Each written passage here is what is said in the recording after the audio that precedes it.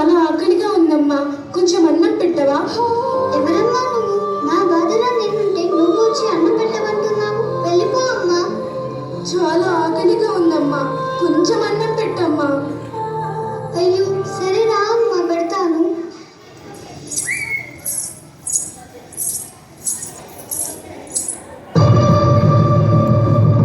ఏమైందమ్మా, అంతలా బాధపడుతున్నారు? ఏం జరిగిందమ్మా? అమ్మో భగవంతుడా, ఏమని చెప్పాలమ్మా? ఊళ్ళో వాళ్ళందరికీ అమ్మవారు పోసింది. ప్రాణాపాయ స్థితిలో బాధపడుతున్నారు. అయ్యో భగవంతుడా. అయ్యో పాపం, బాధపడకమ్మా. ఈ సమస్యకు పరిష్కార మార్గం నేను చెబుతాను. ఇదిగో అమ్మా, ఈ కుండలో వేపాకు, పసుపు, నీళ్లతో కలిపిన పసరు ఉంది. దీన్ని తీసుకొని ఊళ్ళో గడప గడపకు చల్లుకుంటూ వెళ్ళిరా అమ్మా. సరే అమ్మా. ఇదిగో అమ్మా, నువ్వు ఒక విషయం బాగా గుర్తుపెట్టుకో. ఏంటో చెప్పమ్మా ఆ విషయం.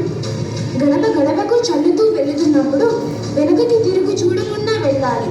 అప్పుడే ఈ సమస్య పరిష్కారం అవుతుంది, ఈ ఊరు బాగుపడుతుంది. సరే అమ్మా, కానీ ఒక విషయం, నేను తిరిగి వచ్చే వరకు ఇక్కడే ఉంటానని నాకు మాట ఇవ్వమ్మా. సరే అమ్మా, మాట ఇస్తున్నాను. నువ్వు తిరిగి వచ్చిన తర్వాతే నేను వెళ్తాను.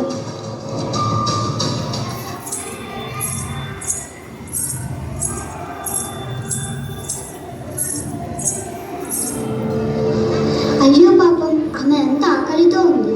నేను అన్నం పెట్టకుండానే వచ్చాను. వెళ్ళి అన్నం పెట్టి వస్తా.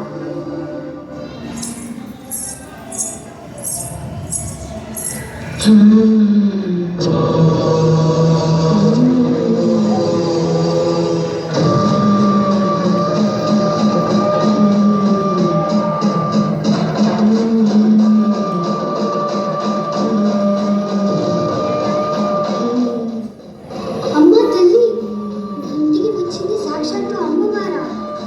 ఇప్పుడు అమ్మవారు నన్ను చూస్తే తిరిగి వెళ్ళిపోతుంది. ఆమె ఇక్కడ ఉంటే ఊరు బాగుపడుతుంది. కాబట్టి అమ్మవారు నన్ను చూడకూడదు. నేను ఇంట్లోకి వెళ్ళకపోవడమే మంచిది.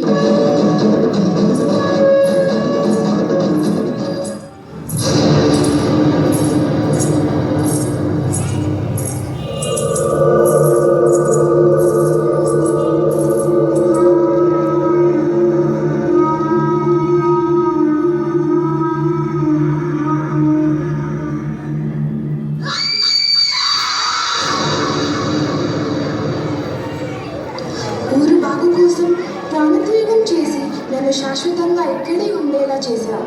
నీ కోరిక మేరకు ఇక్కడే ఉంటాను. అలాగే ఊరిని ఎప్పటికీ చల్లగా చూస్తానని హామీ ఇస్తున్నాను.